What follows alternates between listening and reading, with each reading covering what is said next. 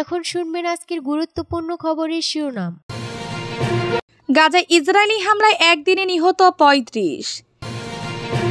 জেরুজালেমে ছড়িয়ে পড়েছে ভয়াবহ দাবানল সাহায্যের আবেদন ইসরায়েলের।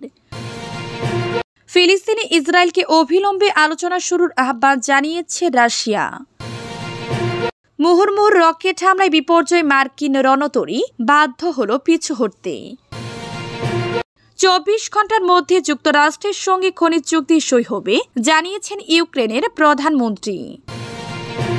পাকিস্তান জিন্দাবাদ স্লোগান, কর্ণাটকে এক ব্যক্তিকে পিটিয়ে হত্যা। গাজায় ইসরায়েলি হামলায় একদিনে নিহত ৩৫। গাজায় রাতভর ইসরায়েলি হামলায় শিশুসহ একদিনে ৩৫ জন ফিলিস্তিনি নিহত হয়েছে, চিকিৎসা সূত্র জানিয়েছে। বুধবার ভোর থেকে গাজা উপত্যকার বিভিন্ন এলাকায় ইসরায়েলি বিমান হামলায় কমপক্ষে ২৩ জন ফিলিস্তিনি নিহত হয়েছেন। আর গাজা স্বাস্থ্য মন্ত্রণালয়ের মতে গত ২৪ ঘন্টায় ইসরায়েলি বিমান হামলায় ৩৫ জন নিহত এবং ১০৯ জন আহত হয়েছেন। ২০২৩ সালের অক্টোবরে গণহত্যামূলক যুদ্ধ শুরু হওয়ার পর থেকে অবরুদ্ধ অঞ্চলে ইসরায়েলের হামলায় মৃতের সংখ্যা এখন ৫২,৪০০ ছাড়িয়ে গেছে। আহত হয়েছে ১,১৮,০১৪ জনেরও বেশি মানুষ আহত হয়েছে।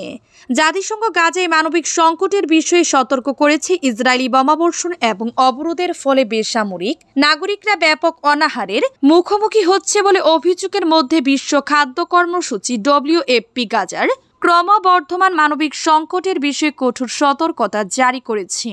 সংস্থাটির মুখপাত্র বলেন, ক্রসিং বন্ধ থাকায় আমরা অপুষ্টির কারণে মৃত্যুর ঘটনা দেখতে পাচ্ছি। গাজা উপত্যকায় পরিস্থিতি খুবই কঠিন এবং আমাদের মজুদ ফুরিয়ে আসছে।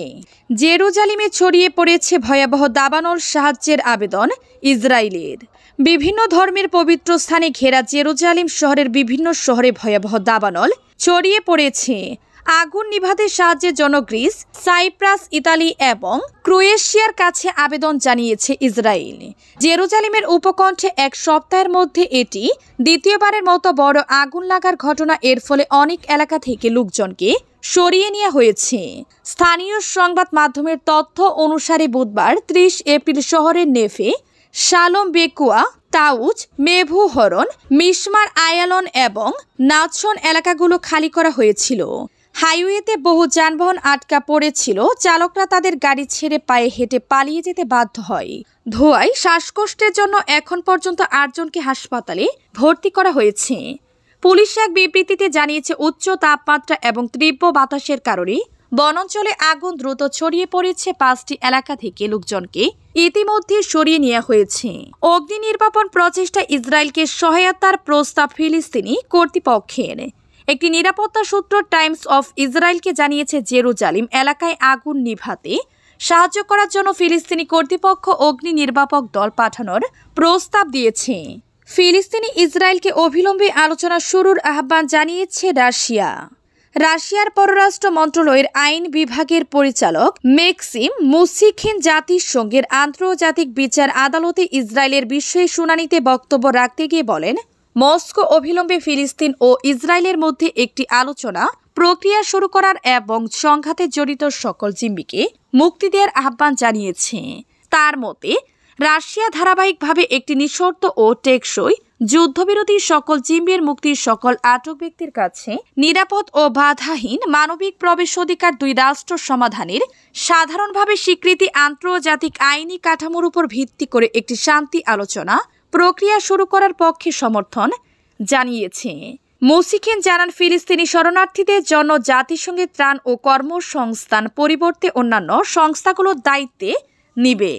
ইসরায়েলের এই অবস্থানের সঙ্গে রাশিয়া একমত নয়। তিনি বলেন, ইসরায়েল এবং তার সমর্থক রাষ্ট্রগুলো দাবি করে অন্যান্য সংস্থাগুলোকে প্রতিস্থাপন করতে পারি।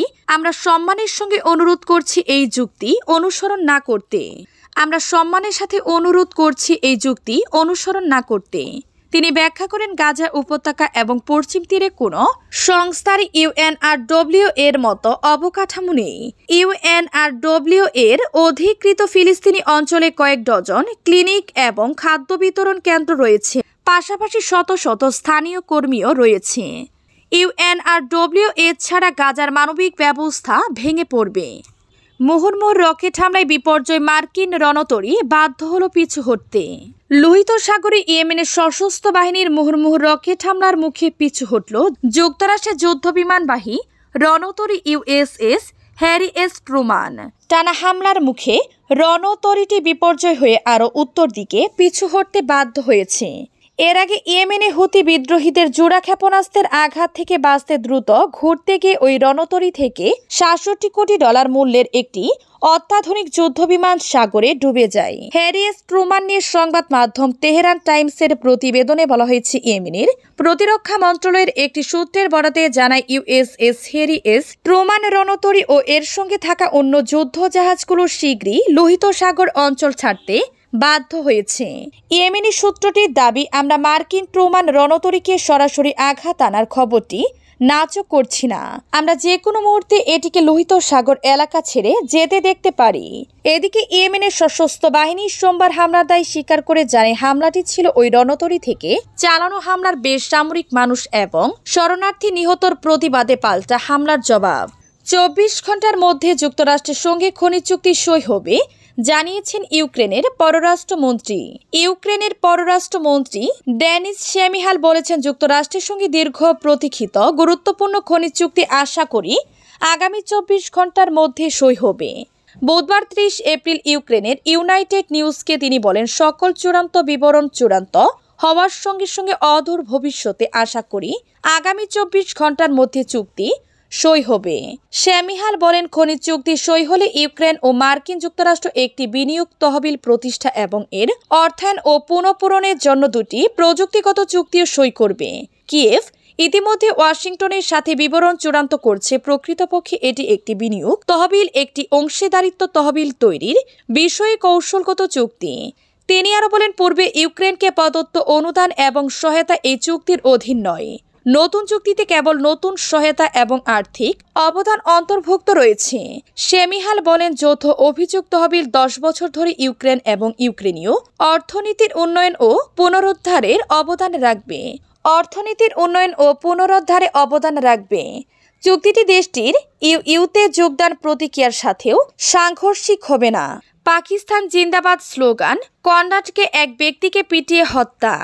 পাকিস্তান জিন্দাবাদ স্লোগান দিচ্ছিলেন অভিযোগ তুলে এক ব্যক্তিকে পিটিয়ে হত্যা করা হয়েছে ভারতের দক্ষিণ অঞ্চলীয় রাজ্য কর্ণাটকের রাজধানী বেঙ্গালুরুতে। রোববার ২৭ এপ্রিল বিকেল ৩টার দিকে বেঙ্গালুরুর কুল্লুর্তি মন্দিরের কাছে ঘটেছে এই ঘটনা। মঙ্গলবার এক বিবৃতিতে কর্ণাটক রাজ্য সরকারের পুলিশ মন্ত্রী জে পরমেশ্বর বলেন, রোববার দুপুরে কুদুপুতে ভাদ্রা কাল্লুর্তি মন্দিরের কাছে এক ব্যক্তি মব সন্ত্রাসের শিকার হয়েছেন। তাকে পিটিয়ে হত্যা করা হয়েছে অভিযোগ তিনি সেখানে একটি ক্রিকেট ম্যাচে পাকিস্তান জিন্দাবাদ স্লোগান দিয়েছিলেন।